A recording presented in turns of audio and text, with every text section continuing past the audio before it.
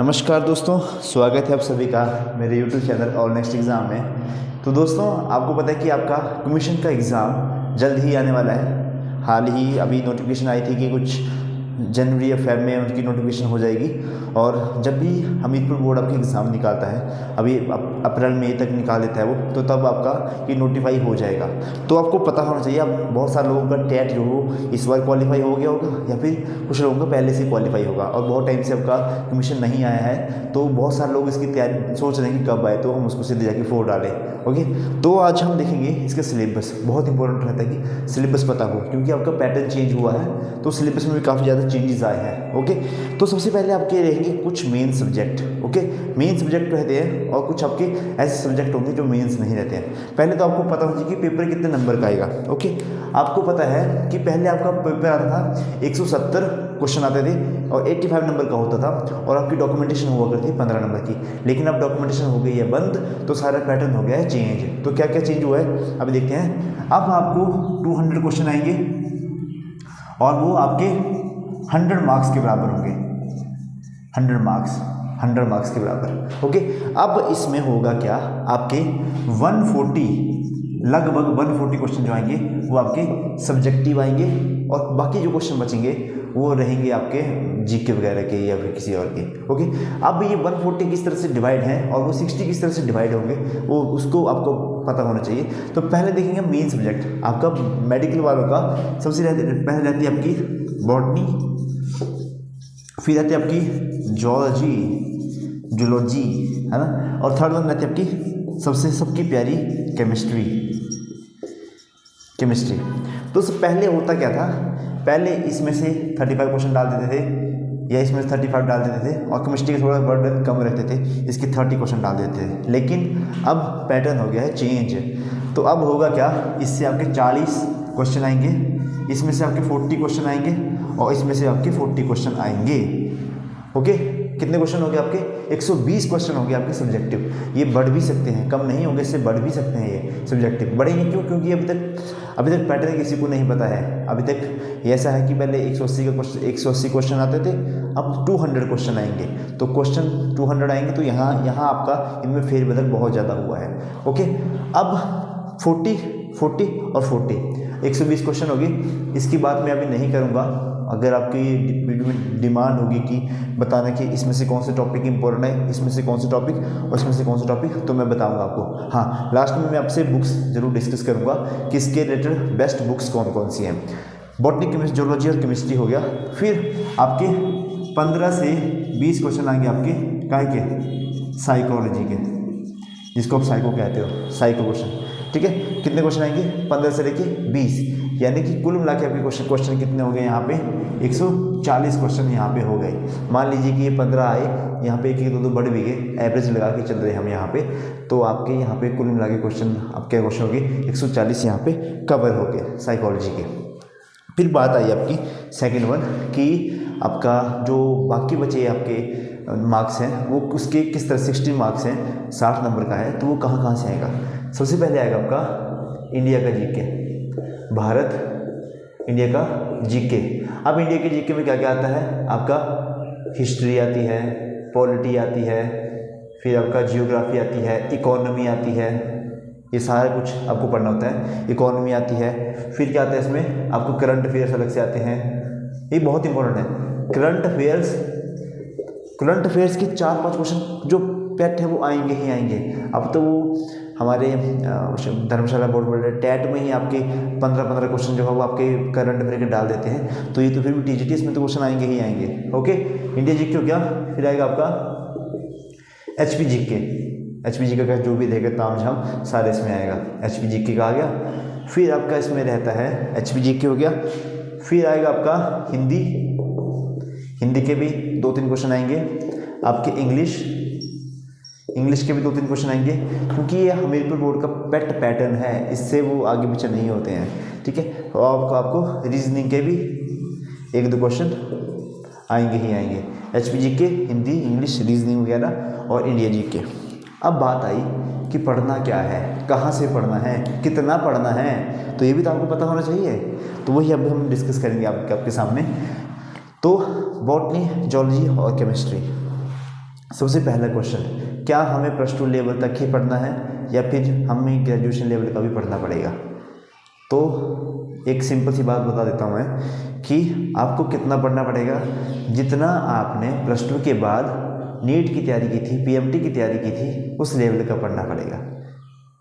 कभी आपने उनके जो आपके मॉड्यूल्स आते हैं किसी भी कोचिंग सेंटर के उठा के देखना, उसमें कभी भी आपको देखना एक बहुत मतलब अप लेवल के क्वेश्चन होते हैं। जो चीज़ें आप ग्रेजुएशन में पढ़ते हो वो चीज़ें वो लोग पढ़ते हैं उनके मॉड्यूल्स में।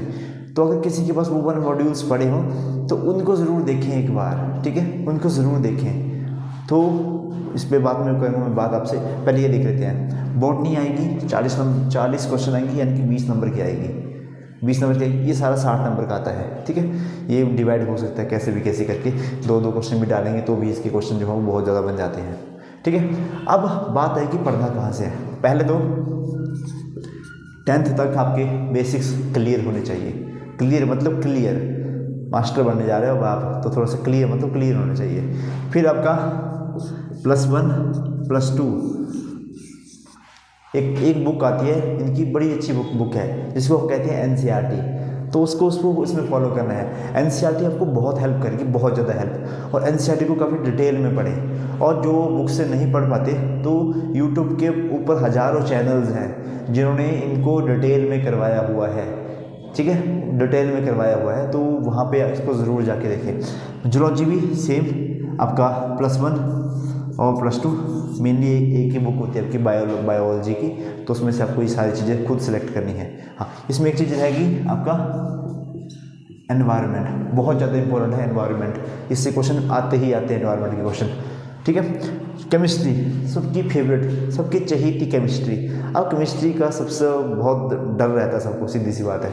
तो केमिस्ट्री कहाँ से पढ़नी है? केमिस्ट्री के कुछ पैटर्न, कुछ टॉपिक हैं वो आपको पता होना चाहिए। तो ये भी आपको 10 +2 +1 और +2 की एनसीईआरटी पहले आपको कवर करनी है। हाँ, अगर आपके पास टाइम बचता है, अगर आपको इनको करने में ही कम से कम आपको 5-6 मंथ, 5-6 मंथ तो लग ही जाएंगे। जिसका माइंड बहुत शार्प है और जो बिल्कुल ही वेला है वो फिर भी 2-3 मंथ में इसको कवर कर ले, अच्छे से कवर, ऐसा नहीं कि थोड़ा बहुत कवर, तो अच्छे से कवर करे तो उसको टाइम लग जाएगा। अगर टाइम बचता है तो वो +1 +2 में जा सकता है, ठीक है। इसकी अगर आपको बुक्स देखनी होगी, अगर शॉर्ट बुक्स थी इसकी जो आप देखते थे मॉडर्न वगैरह की, आपने किसी पड़ोसी के ले लेना पढ़ने को, उससे आपका हो जाएगा। और अगर कोई इसमें भी डिटेल में जाना चाहता हो थोड़ा और जिसके पास ज़्यादा टाइम हो, तो जूलॉजी की मेरे को आज भी याद है, एक बुक आती थी धामी की, प्रदीप पब्लिकेशन की आती थी, और धामी उसके ऑथर का नाम था। बेस्ट बुक है, इसमें भी वही चलेगी प्रदीप, और बॉटनी में भी प्रदीप वाली। बहुत अच्छी बुक्स हैं, बहुत अच्छी बुक्स हैं, मतलब काफ़ी डिटेल में इनका दिया हुआ है। ओके, फिर केमिस्ट्री आप +2 लेवल का ही कर लें तो आपके लिए काफ़ी रहेगा, ठीक है। 40 में से अगर आपके 30 क्वेश्चन भी ठीक हो जाते हैं, इसमें 15 नंबर बन जाते हैं। 15 नंबर बहुत ज़्यादा होते हैं।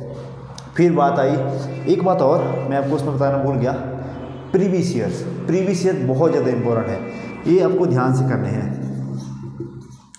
प्रीवियस ईयर्स, पिछले साल के जितने भी आपको क्वेश्चन मिलते हैं, कहाँ से मिलते हैं, कोई साइट से मिलते हैं या कहीं से मिलते हैं, उनको अच्छे से करो भाई।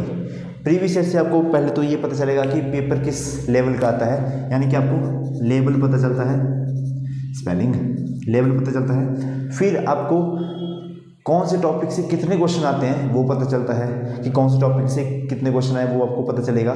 फिर आपको ये इसमें प्रीवियस ईयर से थोड़ा सा ये भी पता चल जाता है कि कौन से टॉपिक से कितने ज़्यादा क्वेश्चन आ रहे हैं, ठीक है। वो बहुत सारे इसमें प्रीवियस ईयर मतलब बहुत ज़्यादा इंपॉर्टेंट है। और जब आप सारा कुछ कर बैठो ताम झाम, तो अगर पेपर को आपके एग्ज़ाम को 15-20 दिन होंगे, तो भाई सबसे पहले बहुत इंपॉर्टेंट चीज़ है मॉक टेस्ट कर लेना।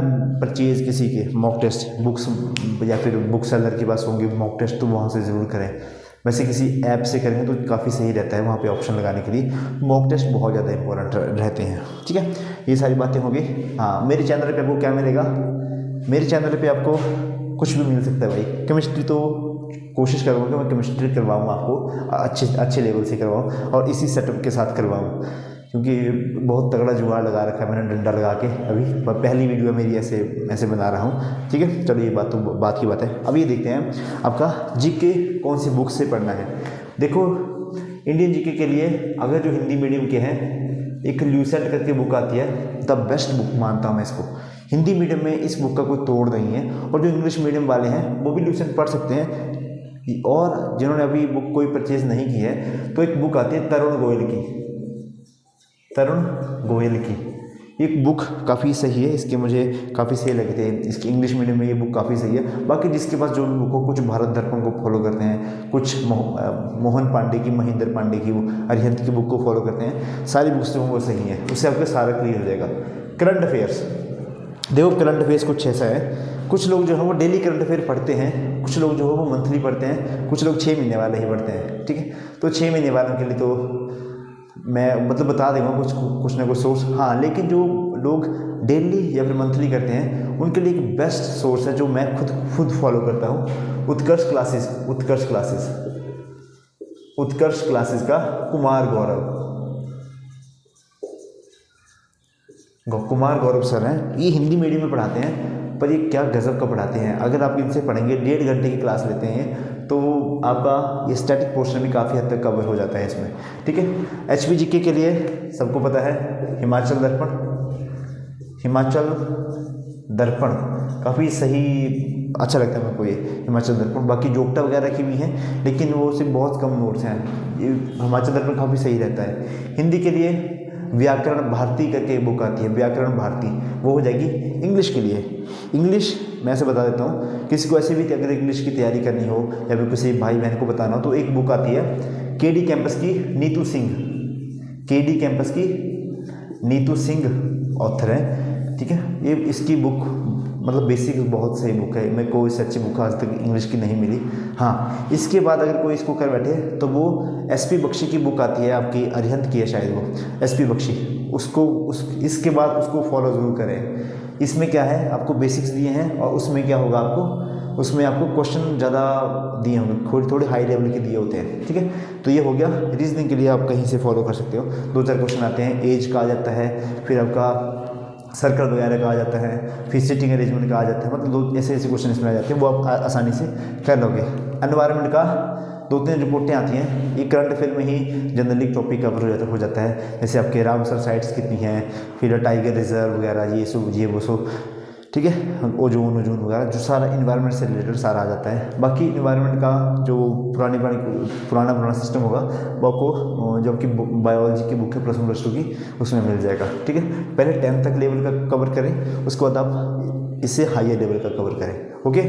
तो आई होप आपको मतलब ये सारा ताम झाम मैंने जो भी डाला समझ आया होगा, कितने नंबर आपको कहाँ से लेने हैं। तो इस वीडियो को हम यहीं पे समाप्त कर सकते हैं आई थिंक। तो वीडियो को लाइक करें, शेयर करें, और जो चैनल पे फर्स्ट टाइम आए हैं प्लीज़ चैनल को सब्सक्राइब ज़रूर करें। कुछ समझ ना आया हो या इससे ज़्यादा, ठीक है, उसको बाद में समझा दिया जाएगा, ओके। और कमेंट बॉक्स में, और हमारा टेलीग्राम चैनल ज़रूर ज्वाइन करें, ऑल नेक्स्ट एग्जाम्स करके ही हमारा टेलीग्राम चैनल है। और जो हमारे साथ व्हाट्सएप पे जुड़े हैं उनको तो मैं समय समय पर PDF पे प्रोवाइड करवाता रहता हूँ, ओके। तो इसी के साथ, इन्हीं शब्दों के साथ आपसे लेते हैं विराम। आपका दिन शुभ हो, धन्यवाद, जय हिंद, जय हिमाचल।